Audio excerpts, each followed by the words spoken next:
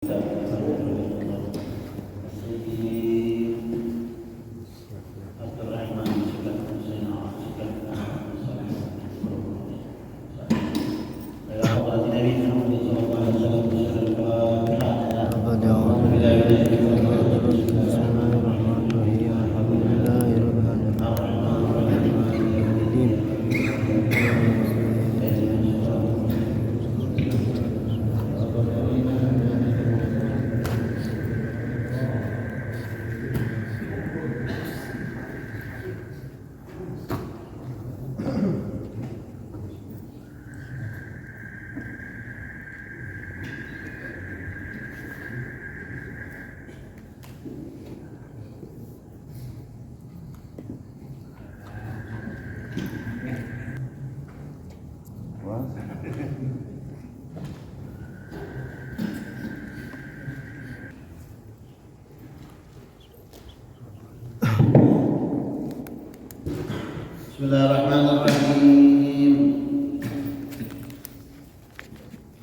Alladzi yusannu lidakhil halal. Yusannu lidakhil halal an yuqaddima rijlahu al-yusra 'inda dukhuli wa rijlahu al-yumna 'inda al-khuruj. Wa an yuqaddiya ra'sahu wa yab'uda wa yastatira wa yastabri'a min al-bawl wa la yahmilu shay'an fihi dzikrullahi wa dzikru rasulih wa la yaqulu fi ma'in rakibin wa la yatakallamu.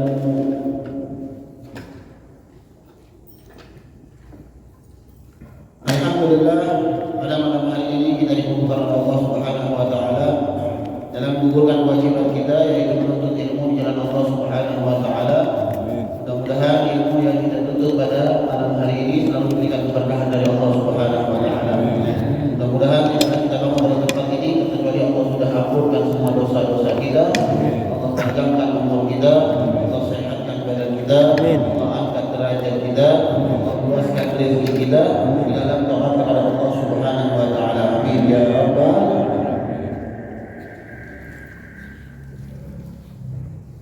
Kemarin kita sudah membahas perkara-perkara yang diharamkan ketika lagi hadas atau tidak memiliki wudu. Yang pertama yaitu adalah tawaf, yang kedua adalah salat, yang ketiga adalah memegang mushaf, memegang Al-Qur'an, yang keempat adalah wahamluhu, membawa Al-Qur'an. 4 perkara. Dan saya sudah tambahkan juga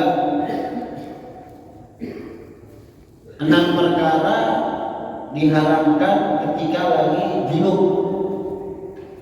6 perkara yang diharamkan ketika lagi junub.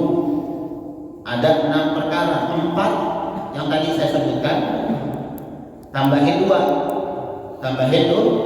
2. Yang pertama qiraatul Quran, yang kedua yaitu adalah berdiam di masjid. Ya, jadi ada 6. 4 dari yang tadi ketika lagi hadas,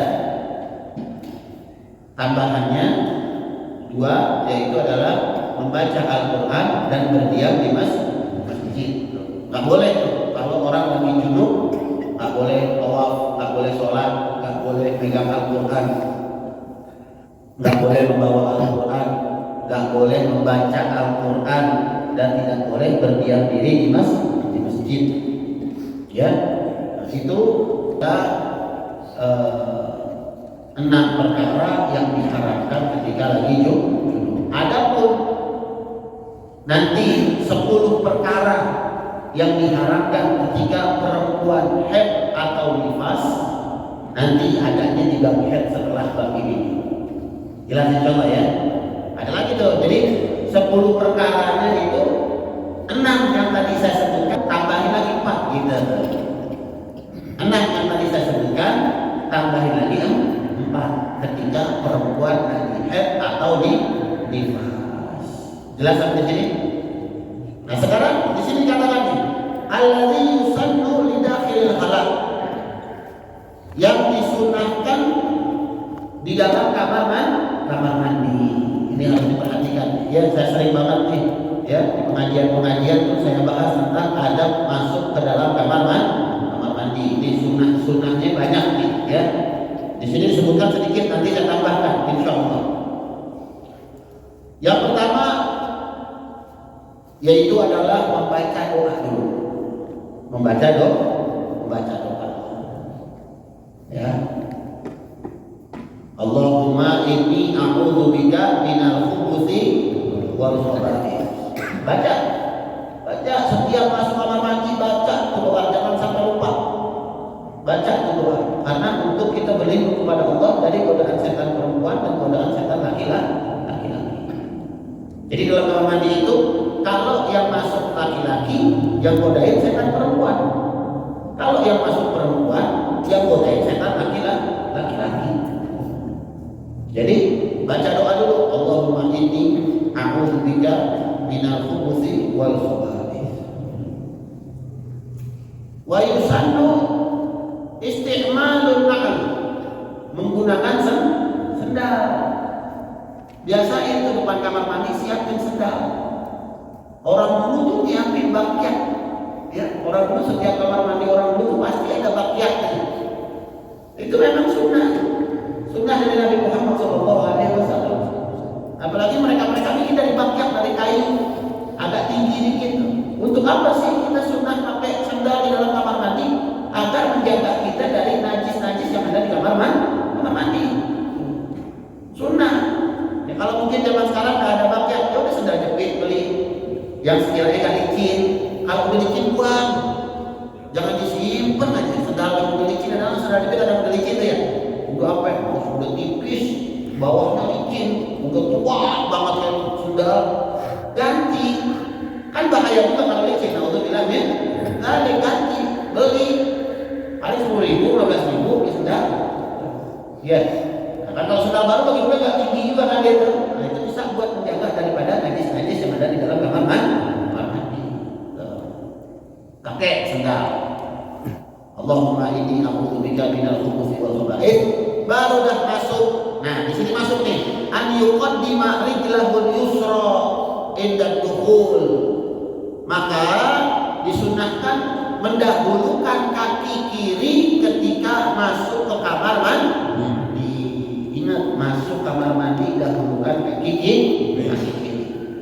Setiap melangkah ke tempat yang kotor, ya, setiap melangkah atau masuk ke tempat yang kotor, maka dahulukan kaki kiri kemanapun. Misalnya rumah sama pasar, bagusan mana saya tanya? Rumah sama pasar? Bagusan rumah. Pasar tempatnya becek, kotor, dan tempat seton, ya. Tempat main seton tuh di pasar, ya. Maka kata Nabi Shallallahu Alaihi Wasallam, paling buruknya tempat adalah as-suq, yaitu pasar, karena banyak setan di situ. Dari rumah pengen ke pasar, keluar rumah dahulukan kaki kiri keluar rumah nih, karena pengen menuju tempat yang kotor, gitu. Dahulukan kaki kiri, gitu. Nanti sudah sampai di pintu pasar, sama, dahulukan kaki kiri, gitu. Jelas coba ya. Jadi setiap pengen melangkah atau pengen masuk ke tempat yang kotor, maka dahulukan kaki kiri. Kayak di rumah, di kamar mandi. Tadi kita di kamar atau di ruang tamu, kan bagusan di ruang tamu daripada di kamar mandi. Kamar mandi tempat kotor, gitu tuh. Jadi ketika pengen masuk kamar mandi, dahulukan kaki kiri. Dan setiap ingin masuk atau ingin melangkah ke tempat yang bagus, ke tempat yang baik, maka dahulukan kaki kanan. Ya, setiap pengen melangkah atau pengen masuk ke tempat yang baik, dahulukan kaki kanan. Saya kasih gambar lagi tadi dari pasar, udah masuk pasar nih, pengen pulang ke rumah, ya. Kan tadi dibilang dari pas rumah sama pasar bagusan rumah. Nah, pengen keluar dari pasar, dahulukan kaki kanan. Masuk ke dalam rumah, dahulukan kaki kanan.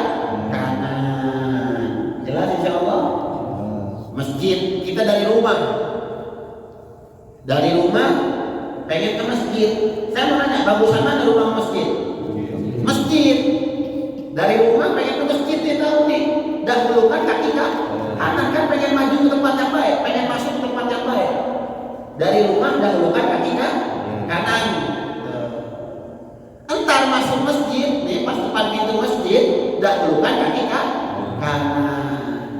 Habis dari masjid, pengen pulang ke rumah. Ya, memang bagus, saya tidak bilang kotor, tapi derajatnya tetap tinggian masjid. Keluar dari masjid dahulukan kaki kiri. Jelas sampai di sini insyaallah? Paham insyaallah? Ya, jadi kita setiap melangkah ke tempat yang kotor, maka dahulukan kaki kiri. Setiap ingin melangkah ke tempat yang bagus atau yang baik, dahulukan kaki kanan. Itu kalau kita amalin, kita tahu ilmu sunnah itu dapat pahala jalan terus. Yang tanpa kita sadari pahala kita banyak, kau tahu. Datang ke masjid, wah pengen ke masjid dari rumah, oh iya, ingat ilmunya, kaki kanan nih. Makanya dapat pahala itu, tak sia-siakan. Innallaha la yudhi'u ajral muhsinin. Allah tidak mensia-siakan pahala orang yang berbuat kebaikan. Tuh. Kamar mandi nih, saya mau bilang kamar mandi, banyak pahala kamar mandi. Udah. Kalau kita amal tiap hari masuk kamar mandi kan? Tiap hari masuk kamar mandi ya? Ada yang kamar mandi, ada sekalian. Nggak ada, pasti di kamar mandi. Di kamar mandi nggak ada pahala. Tuh, ya. Tadi tuh, jadi masuk kamar mandi, dahulukan kaki kanan. Oh tak tuh. Sekarang nih, kalau dari masjid pengen ke masjid, ini ada masjid kita nih, sini nih. Nanti kelar ngaji ada acara juga di masjid mana gitu. Dari masjid pengen ke masjid, derajatnya kan sama, masjid sama masjid. Dari tempat baik pengen ke tempat baik, keluar dari masjid kaki kanan. Nah tadi kan saya bilang kalau ke rumah derajatnya kan ke rumah di bawah masjid, keluar dari masjid kaki kiri. Kalau dari masjid pengen ke masjid tetap dahulukan kaki kanan. Jelas insyaallah. Begitu pula dari tempat kotor pengen ke tempat kotor. Dari pasar, nyari di pasar ini tidak ada, pengen ke pasar yang lain. Kan dari pasar pengen ke pasar. Nah tadi kan kalau pengen ke rumah, dahulukan kaki kanan ketika keluar dari pasar. Kalau pengen ke pasar lagi, maka tetap gunakanlah kaki kiri. Ketika keluar dari pasar, ingin ke pasar, dahulukan kaki kiri. Kan pasar kan kadang-kadang suka ada batasannya gitu. Memang ada kadang-kadang pinggir jalan, tapi lempengan bundaran pasar itu pasti ada batasannya. Nah lempengan itu tuh dahulukan, batasan pasar itu dahulukan kaki kiri. Jelas sampai di sini? Alhamdulillah. Ya. Nah, ketika masuk di dalam kamar mandi, ya. Nah, tadi sini kan warijlahul yumna indal khuruj, bentar tuh. Dahulukan kaki kanan ketika keluar dari kamar mandi. Bentar tuh di belakang saya bahas, ya. Masuk kamar mandi sebelum buka baju, sebelum buka celana, sebelum kita bertelanjang bulat, misal, ya. Padahal sunnahnya itu kalau aulia sholihin gak pernah telanjang bulat kamar mandi.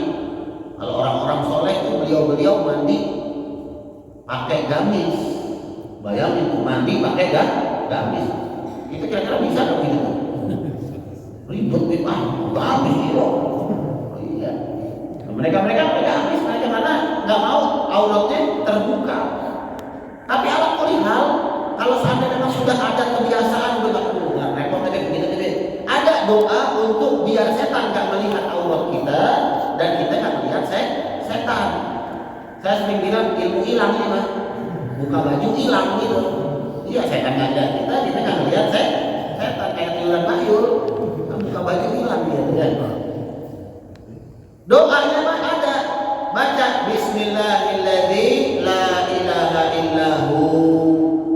Apa? Bismillahilladzi la ilaha illahu.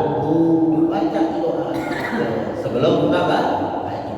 Dan sunnahnya apabila kita ingin buang air besar atau ingin buang air kecil, apabila kita menggunakan sarung, ya, itu ngangkat sarungnya ketika duduk. Pengen duduk pelan-pelan angkat.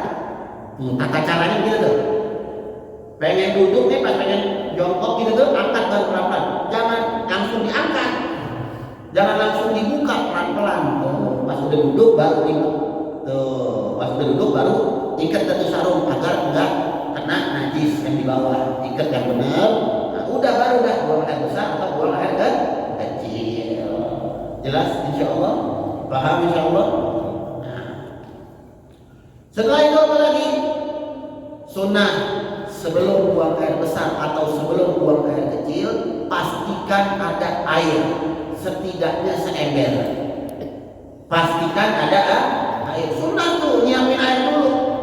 Wah ini gak ada air nih, coba nyalain dulu. Wah ada airnya, nah udah nyalain dah sampai penuh. Jangan udah berat. Nggak taunya air mati, mampus saja.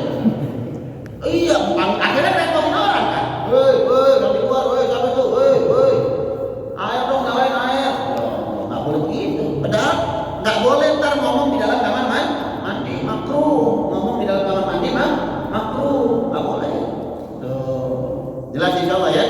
Nyalain air. Dan faedahnya apa nyalain air? Nanti ketika ada bunyi-bunyian, ada sesuatu yang keluar dari kemaluan depan atau kemaluan belakang kita, maka tidak terdengar amak yang di luar kamar mandi. Ya, jangan malu kan kalau kita kedengaran suara yang keluar kan malu kan kalau keluar lagi ada orang, sampai tuh kamar mandi, malu kita. Ya, jadi perhatikan jangan sampai nggak ada air terus nyalain keran ya, biar nanti kita lihat nih nyalain deh biar nggak ada suara, biar nggak ada kedengaran suara. Ini kedengaran cuma suara air atau suara keran yang kedengaran. Jelas dicoba ya. Setelah udah kelar ya, nah ini kan wa an yughtiya ra'sahu, dan pakai penutup kepala. Bawa peci apa? Peci. Jangan mereka dulu kalau mau pakai peci. Jangan lagi enggak. Peci kan buat sholat, ya buat ngaji. Dulu mas kalau mau pakai peci. Itu orang-orang soleh di depan kamar mandi itu mereka ada peci buat khusus masuk kamar mandi. Disiapin di depan kamar mandi itu mereka taruh tuh. Kalau seandainya mereka lupa bawa peci, itu ada udah dipakai sama mereka. Pakai peci, karena ketika kebuka lubang yang bawah, baik kemaluan depan atau kemaluan belakang, maka kebuka juga nih pori-pori yang ada di kepala. Mukanya berapa banyak orang ketika buang air kalau nggak pakai tutupan kepala, dia ngelamun nggak jelas, khoyal gitu. Mana nih? Urusan ini kayak belum datang nih. Hayal gitu, hayal kamar mandi mikir apa baik, karena memang pori-pori yang di atas ini kebuka. Pakai tutupan niatin biar nggak kebuka. Bukan berarti entar enggak, ini memang sudah sunnah Nabi Muhammad SAW. Jelas insya Allah ya, paham ya? Apapun tuh nggak ada yang masuk daripada pori-pori kepala kita. Jelas insya Allah. Wayab uda, dan kalau bisa agak jauh kamar mandi itu agak jauh ya, kamar mandi yang agak jauh tadi ya, agar tidak terdengar suara-suara apa yang keluar dari kemaluan kita, agak jauh katanya. Wayastatir, dan kalau bisa kamar mandi itu tertutup ya, jangan sampai terbuka, tutupin kita punya kamar mandi benar-benar tutup ya. Wayastabri'a minal baul. Nah ini penting buat kita nih ya. Setelah buang air besar atau buang air kecil, maka disunahkan istibro. Apa itu istibro? Membersihkan sisa-sisa air kencing. Itu namanya istibro. Membersihkan sisa-sisa air kencing. Nih, saya sering bilang ya, tata cara duduk, tata cara jongkok, buang air besar atau buang air kecil. Ini sunnah Nabi Muhammad SAW. Ya mungkin dari dulu kita nggak tahu ya, main jongkok aja begini. Ya, kadang-kadang kita nggak tahu karena nggak tahu dari kecil begini yang jongkok kayak ini. Jongkok yang baik dan benar begini. Tuh. Kaki kanan jingkek, kaki kanan jingkek, kaki kiri nampak, kaki kiri nampak. Tangan kanannya telapak tangan kiri ya taruh di bawah pusat untuk menutupi aurat. Kan ini pergelangan tangan kita ini ada di perut berarti kan? Sunahkan agak ditekan ke kiri sedikit. Tuh. Ini buat ngebersihin semua nih, apapun yang keluar nih, karena nih yang keluar dari sini nih ditekan tuh dia agak dorongan kan tuh. Yang keluar dari lempengan sini nih, keluar apapun keluar dari sini, lempengan sini, baik kencing ataupun buang air besar. Nih, agak ditekan sedikit. Tutup, agak ditekan ke kiri sedikit. Nggak usah ditekan kencang, agak sedikit aja gitu tuh. Tuh, ya, jelas coba ya. Ini tutupin. Tuh, ya. Jangan pakai lihat-lihat kemaluan lihat-lihat. Jangan makro. Melihat kemaluan makro. Enggak ada kemana-mana kemaluannya. Ya. Dan jangan melihatin apa-apa yang keluar dari kotoran kita, jangan. Akan dilihatin begitu. Masya Allah. Jangan. Nggak boleh. Jelas coba. Paham ya? Nanti tutupin. Ya. Dan jangan lama-lama di kamar mandi. Udah kelar. Namanya kan buat dial hajat. Ya. Udah apa menggugurkan hajat doang itu, udah kelar hajat udah buru gitu ya, begitu tuh tata caranya tuh, jelas insyaallah.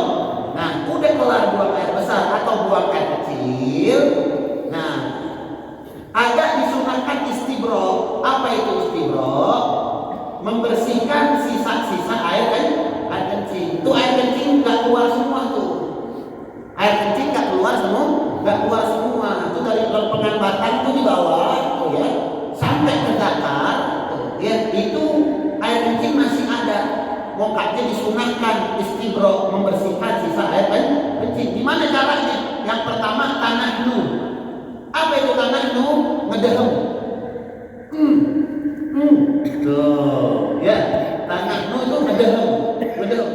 Pakai perut, nekannya pakai perut. Tuh. Pakai perut. Agar kenapa? Agar semua yang sisa-sisa tersebut belum. Minta maaf, pernah dengar cerita gak orang ketawa sampai keluar kencing? Karena dia nggak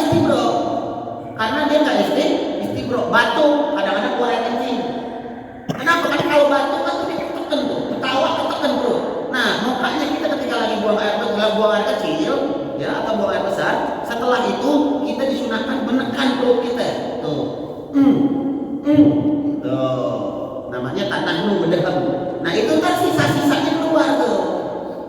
Nah, itu kan bersih tuh, dari lempengan itu bersih. Makanya Nabi Shallallahu Alaihi Wasallam jauh dari penyakit yang tak benar. Zaman sekarang masya Allah penyakit macam-macam, kencing manis, kencing batu. Naudzubillah, sampai orang nggak bisa kencing dibolongin di sini. Naudzubillah min. Nasallallahu salam wal afiyah. Ya, kita minta selamat afiat insyaallah. Naudzubillah min dzalik. Nah, itu bahaya. Nah, makanya itu tanah ada kenapa? Sisa-sisa kencing kita keluar semua. Setelah tanahmu, ya, itu lubang kencing kita apa ya kalau kita bilang punya kayak klep. Lubang kencing ini antara zakar di batang sama zakar itu ada klep. Itu kalau kita urut pelan-pelan, ya, urut itu keluar tuh, diurut pelan-pelan, jangan kenceng, sakit, ya, urut pelan-pelan dari ditekan sedikit. Nah, ketika ditekan tuh, itu klep-klepnya kebuka, maka sisa air kencing itu akan keluar, tuh, ya, namanya diurut, ya, agar keluar segala sesuatu semuanya. Itu buat laki-laki. Kalau buat perempuan, urutnya dari pusar ke bawah. Kalau perempuan urutnya itu dari pusar ke bawah, tuh cara urut tuh. Kalau perempuan begitu, urutnya dari pusar ke bawah sampai ke kemaluan. Itu sunnah daripada istibro. Jelas insyaallah? Paham insyaallah ya? Itu dia. Apalagi setelahnya cebok, gunakan tangan kiri. Cebok tangan kiri, jangan tangan kanan, ya, tangan kiri. Tangan kanan itu buatan baik-baik. Makan tangan kanan, minum tangan kanan, memberi sesuatu sama orang tangan kanan, menerima sesuatu tangan kanan. Megang kitab, megang kan, sunnahnya tangan kan?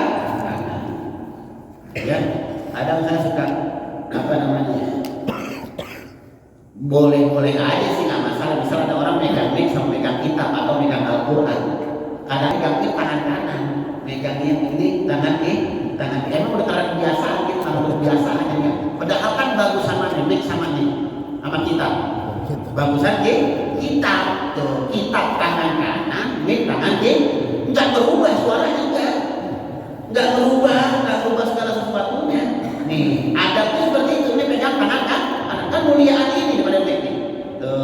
Muliaan kitab tangan kanan, mic tangan kiri. Sering banget tuh ya, apa nih yang pada baca maulid ya, kan megang kitab maulid, megang kitabnya tangan kanan. Megang mic tangan kiri. Kadang-kadang kalau udah kebiasaan megang mic tangan kanan nih, kebangetan gatal nih tangan megang mic, ya kanan terus megang mic tangan kiri ya. Bagusan kitab kan daripada mic, maka yang kitab itu tangan kanan, mic tangan kiri. Subhanallah, kita diajarin adabnya untuk menjadi orang baik, untuk bisa memilah-milih bukan yang baik dan yang buruk aja, bukan. Mana yang baik, mana yang lebih baik. Tuh, kita sampai disuruh begitu. Mana yang baik, mana yang lebih baik. Makanya Habib Salim bin Abdullah Syafiri selalu banget beliau mengulang-ulang itu taqdimul aham minal muhim. Dahulukan yang paling penting daripada yang penting. Misal maulid penting buat kita, penting agar nambah mahabbah buat Nabi ini. Cuma kalau ngomongin ada maulid, ada pengajian, ini harus diperhatiin. Mana yang harus kita dahulukan gitu. Baik, dua-duanya baik, tapi ada yang lebih baik. Kita harus bisa memilah-milih, ya, karena syaitan, ya, itu bukan hanya membawa orang untuk maksiat saja, bukan. Setan ini sampai mengajak orang agar tidak berbuat kebaikan dan memalingkan dari yang lebih baik sama yang baik, gitu. Udah nggak usah itu, ini aja, sama-sama juga.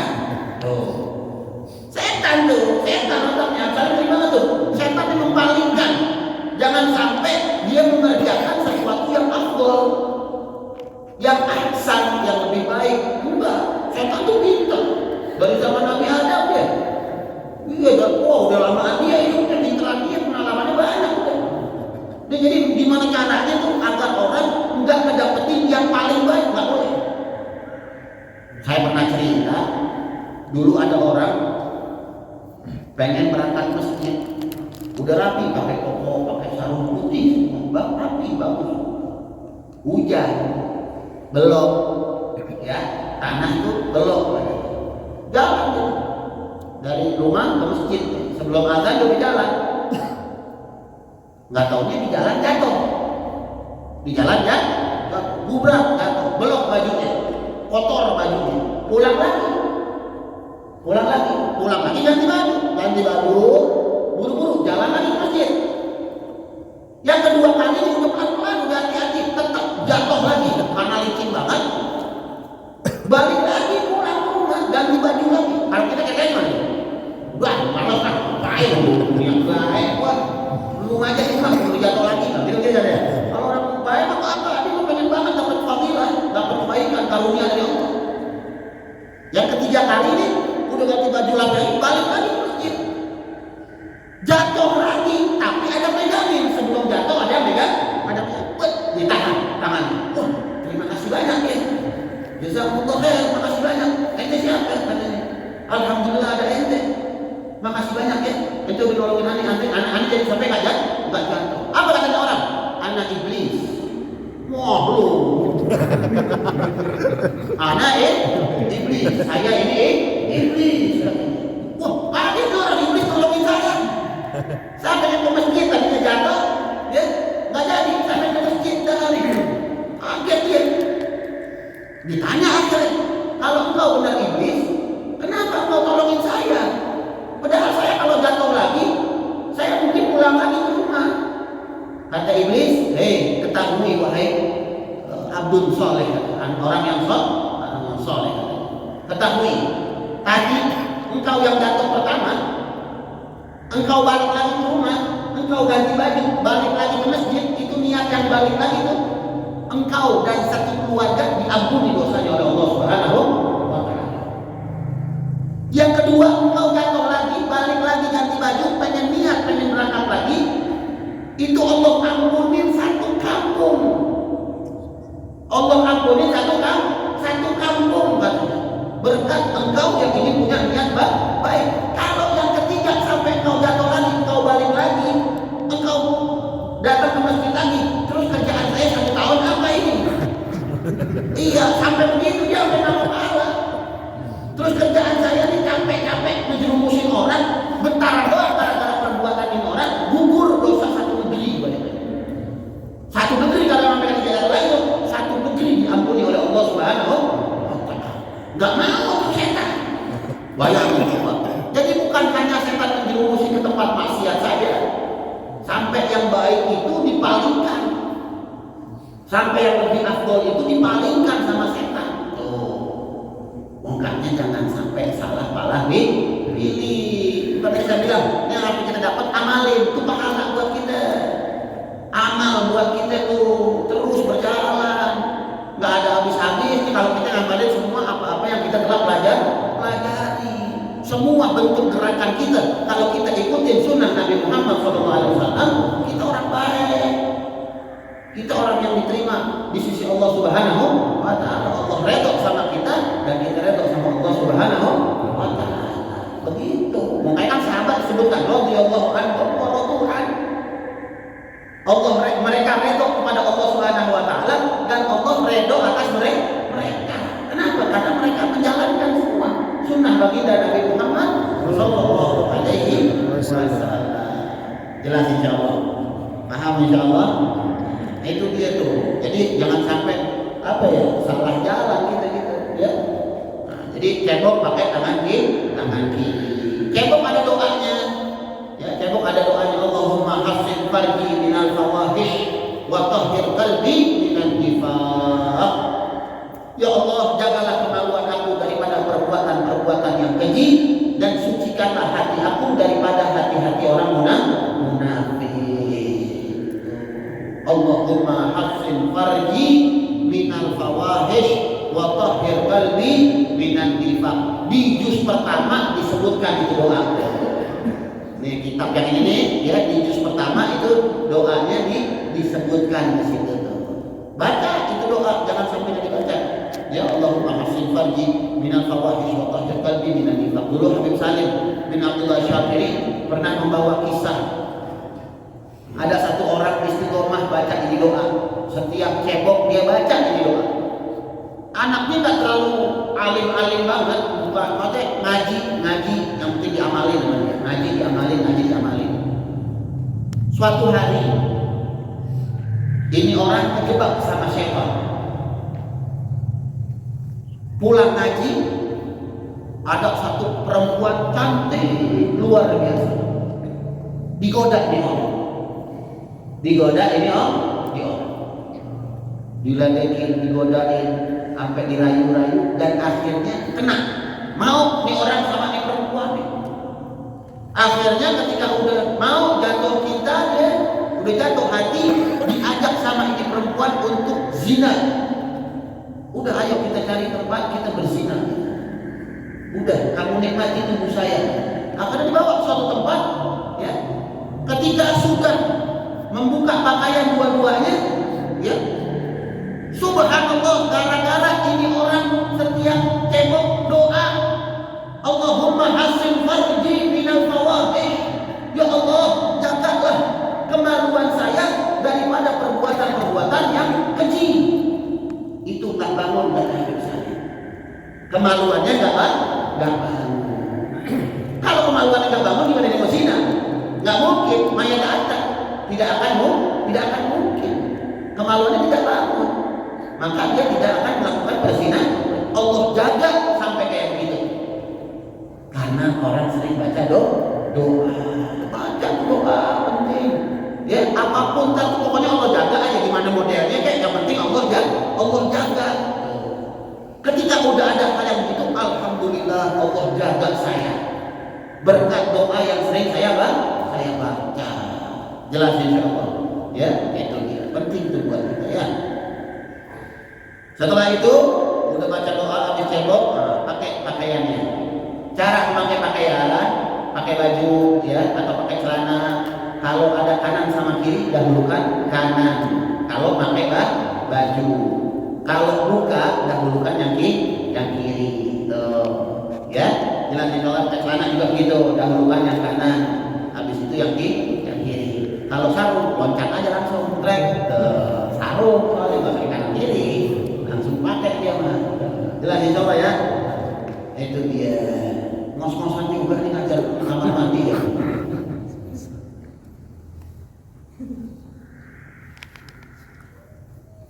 Jelas dicoba ya.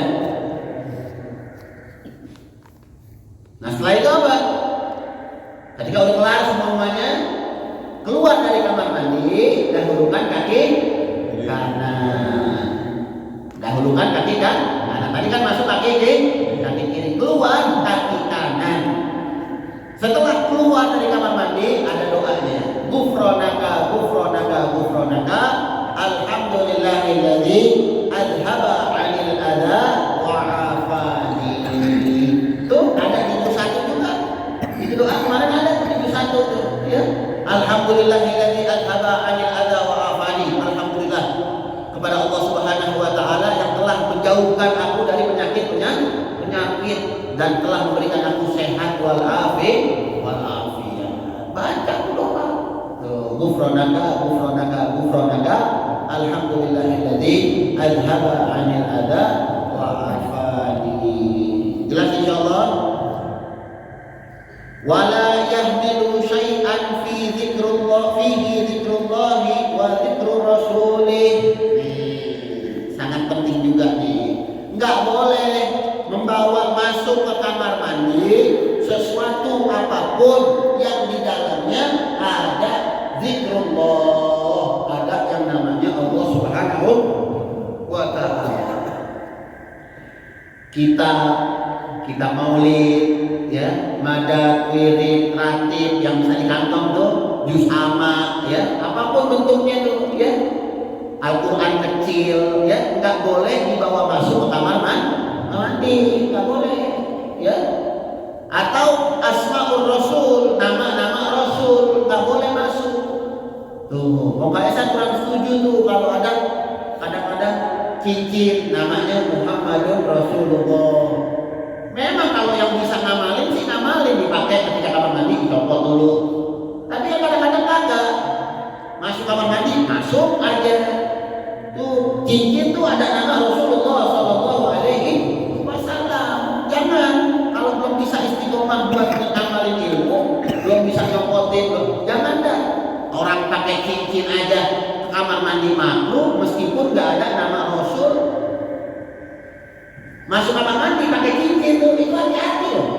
Batu kan tempatnya jin. Bener ada kodam tuh, ada bener. Di batu ada kodam, bener ada. Karena jin ngumpetnya di batu.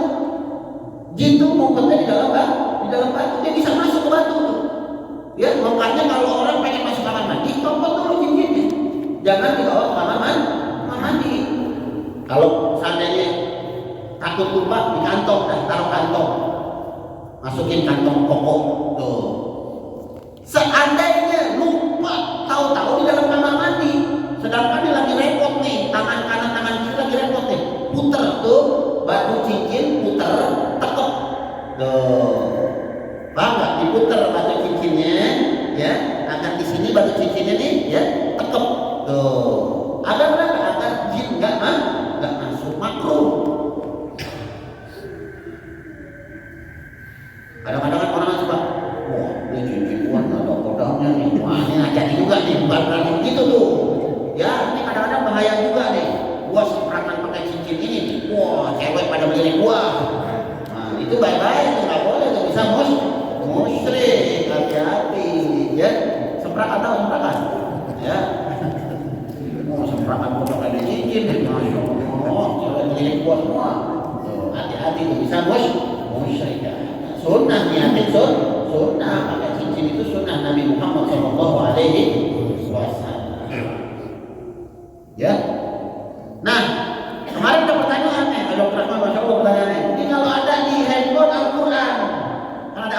Al-Quran, aplikasi rating, ya. Ini ada di handphone kadang-kadang nih, ya. Itu gimana kalau handphone kita bawa kamar mandi? Atau kemarin kita ngebahas kalau orang nggak punya wudu, megang handphone, ya, di dalamnya ada Al-Quran. Selagi itu Al-Quran atau wirid-wirid yang lain tidak nongol di layar ini, maka nggak apa-apa. Kita misalnya bukanya WhatsApp, kita nggak punya wudu, ada aplikasi Al-Quran di handphone ini, cuman kita nggak buka, kita bukanya WhatsApp, nggak apa-apa, nggak masalah. Tapi kalau kita lagi nggak punya wudu, bukanya Al-Quran, nah ini seakan-akan kita bawa Al-Quran. Sama di kamar mandi juga begitu. Kalau seandainya nongol Al-Quran tuh, ya, ayat-ayat Al-Quran, ya, atau apapun, maka nggak boleh dibawa masuk, nggak boleh. Tuh, jelas ya kan? Nah juga saya sering bilang nih, kayak wallpaper ya, ini namanya wallpaper ya depan ini. Tampilannya jangan apa Al-Quran, ya, tuh, atau nama Nabi Muhammad, ya, tampilan nih baik-baik nih, ya, tampilan nih baik-baik nih, ya, atau foto ulama, ada di ngefans, masya Allah foto ulama, ya hati-hati baik-baik. Bukan berarti nggak boleh, tahu penempatannya gitu. Jangan ntar nanti ketika lagi di kamar mandi tuh handphone bunyi, nongol, atau setelah bunyi, ini kalau bunyi kan kagak mungkin tanda akan doang ya. Setelah bunyi kan wallpapernya nongol lagi begini nih. Nah kan tak berarti itu ada ayat Al-Quran misal atau ada nama Nabi Muhammad SAW. Sama apa nada dering. Jangan pakai kosidah dah kalau bisa istiqomah. Kalau bisa istiqomah nggak masalah, ya.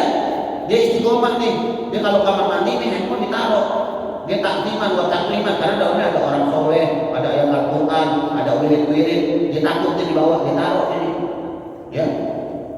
Kalau belum bisa begitu jangan, ini lelaguan. Di kamar mandi masih main game, di kamar mandi masih suka buka handphone, atau handphone sampai nggak mau ketinggalan ditaruh di kantong terus, nggak taunya musidahnya ya Rasulullah. Wah ini nggak benar nih, nggak bagus, ya. Atau ya Rabbi sholli ala Muhammad, ya. Itu harus diperhatikan. Mungkin ada dari yang biasa aja deh, nggak usah pakai ketiga biar kelihatan soleh, biar kelihatan alim. Ada dari gua nih maulid. Wah, alhamdulillah, akan dia doang soleh, ya. Nah, ini hati-hati nih, ya, harus bisa. Ya Allah, saya diajari sama Habib Salim Syakiri sampai masya Allah, sampai sakit beliau nih. Apa ya jaga-jaga banget sama nih perkara begini nih handphone, aku takut banget. Ya sampai sholat tuh mereka takut taruh handphonenya, bukan berarti ada maksiat di handphone, bukan. Ngeri ada ghibah, ngeri ada ngomongan yang gak enak, ada apa, ada namimah, ngadu domba, ada perkataan bohong. Masa ketika lagi sholat di bawah, apalagi sampai banyak video yang gak bagus, foto-foto perempuan yang bukan mahram, ya, foto-foto yang gak jelas, ya. Nah ini kan zaman sekarang kan macam-macam. Iya, zaman sekarang macam-macam. Di grup apa baik itu ada. Di grup apa baik dimasukin, masya Allah. Nah ini harus diperhatiin, ya. Jangan sampai ini masalah yang harus diperhatiin. Jadi jelas ya, nggak boleh bawa zikrullah, apa-apa yang ada nama Allah, ya. Apa-apa yang ada bersangkutan dengan penyebutan nama Allah dan penyebutan nama Rasulullah Shallallahu Alaihi Wasallam. Kitab juga, ya, nggak boleh bawa kamar mandi. Jelas insya Allah ya. Wala yabulu fi ma'il raqidin, dan janganlah kencing di air yang genang, air yang menggenang gitu, ya, air yang menggenang. Misalnya ada apa ya, kobakan kali gitu ya, yang menggenang gitu, nggak boleh kencing di situ tuh, ya. Kencing di empang malam-malam, itu hati-hati malam-malam. Kalau siang boleh, kalau malam lebih baik jangan. Karena tuh sama tempatnya jin tuh, air tuh tempatnya jin, tempat jin di situ. Kalau malam-malam kencing di empang, ya, maknanya nggak ada tempat kamar mandi gitu ya, tempat dibikin kamar mandi. Kalau bikin kamar mandi sih nggak masalah. salurannya ke empang, itu mah nggak masalah. Ini di empang. Malam-malam tuh ada orang kok mencuci air di empang. Nah itu hati-hati tuh bapak disuntil jin. Memang itu tempatnya jin. Kalau malam itu tempatnya jin di situ. Jadi jangan.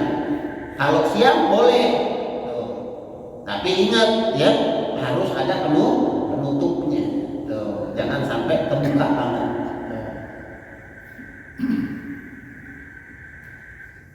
Itu dia.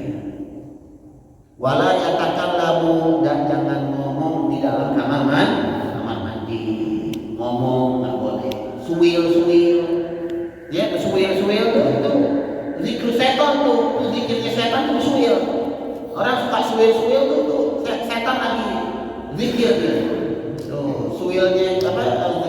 Zikirnya setan adalah bersuwil. Ya, mandi ramalan. Bersuwil dah pokoknya dah. Nah, itu baik-baik ya. Atau nyanyi kamar mandi nggak boleh. Nyanyi kamar mandi, nyanyi dangdut lagi nggak boleh. Jangan ya. Ngomong nggak boleh illa lidoruro, kecuali kalau darurat. Misal ada sesuatu yang bahaya di dalam kamar mandi, ya teriak tolong. Nah, itu nggak apa, nggak makruh. Tapi kalau nggak ada hajat, nggak ada apa, teriak-teriak di kamar mandi atau ngomong di kamar mandi, hukumnya makruh. Ingat, kalau ada orang dari luar ngajak ngobrol kita yang sedang di dalam kamar mandi, jangan dibatasin. Itu yang ngajak ngomong setan tuh. Ini saya berpilih setan. Ya kadang-kadang kamu itu begini sudah ngajak ngomong di kamar mandi tuh. Bukan berarti diri kita setan. Setan sedang masuk di dalam diri kita diajak ngomong tuh.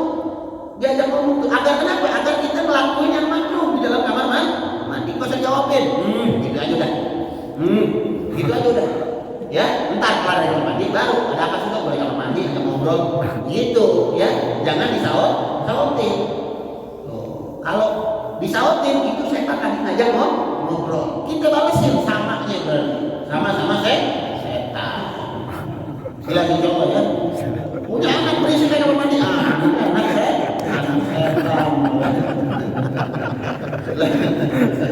Ya, jadi jangan ngomong di dalam kamar mandi. Jelas insyaallah?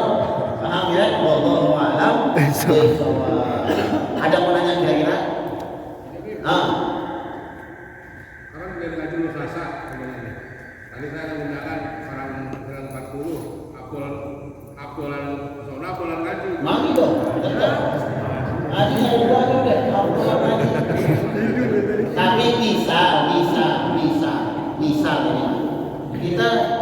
kita sosok yang ditunggu misal ini mah kita sosok yang ditunggu gitu misal atau orang apa namanya nungguin dia gitu. Nah itu dan misal nggak ada yang mimpin kecuali dia gitu misal. Nah itu mah bisa kita alihkan maknanya ya karena nggak ada yang mimpin gitu karena nggak ada yang sosok di situ boleh nggak masalah ya namanya juga uzur istilahnya ya kayak misal saya juga bukan berarti saya kadang-kadang hadir maulid ya saya kalau orang-orang lain yang saya nggak kenal undang malam Selasa saya nggak pernah terima kecuali ente mau saya datangnya jam 10 tapi kalau bib habis isya bisa nggak bisa saya jadwal aja kecuali keluarga saya pribadi kecuali keluarga bikin maulid ilok saya udah terus 10 iya dikata pikirannya mana sih tuh orang nah iya itu melin tapi kalau orang lain gitu ya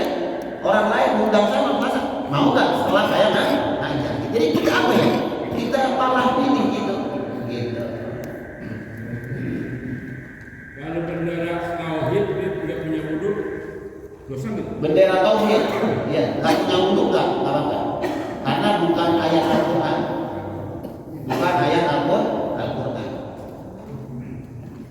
ada lagi udah ada lagi jelas insyaallah ya paham insyaallah di awal tadi paham insyaallah ini bak lama juga aku denger kan nih enggak insyaallah ya bisa diamalin ya paham insyaallah ya insyaallah rabbana fa'alna bima 'allamna wa 'allimna alladhi yanfa'una rabbi faqihna wa faqih